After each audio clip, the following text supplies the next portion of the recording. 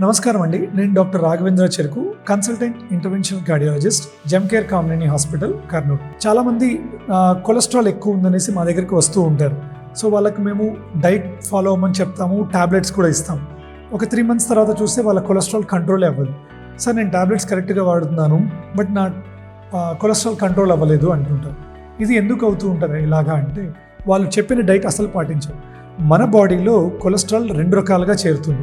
ఒకటి మనం తీసుకునే ఆహారంలో నుంచి, రెండోది మనం ఇచ్చే ముడి ఆహారం నుంచి లివర్ ప్రొడ్యూస్ చేయగలుగుతుంది. సో మనం ఇచ్చే మెడిసిన్స్ లివర్లోని ఈ స్టాటిన్స్ కానివ్వండి, ఫినోఫైబ్రేట్స్, ఇవన్నీ కూడా లివర్లో బాడీ తనంతకు తానుగా తయారు చేసుకోకుండా ఉండడానికి ఆపగలుగుతుందే కానీ మనం తీసుకున్న ఆహారంలోని ఎక్స్ట్రా కొలెస్ట్రాల్, ఎక్స్ట్రా ఫ్యాట్ని నిలువరించలేదు. సో ఒక్క టాబ్లెట్స్ మాత్రమే పనిచేస్తాయనుకోవడం మిత్.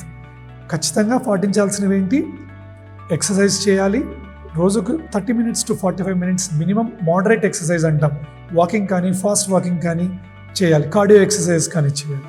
రెండవది, ఆహారంలో మనకు 20% మాత్రమే ఫ్యాట్ ఉంటే సరిపోతుంది, అంతకన్నా ఎక్కువ అవసరం లేదు.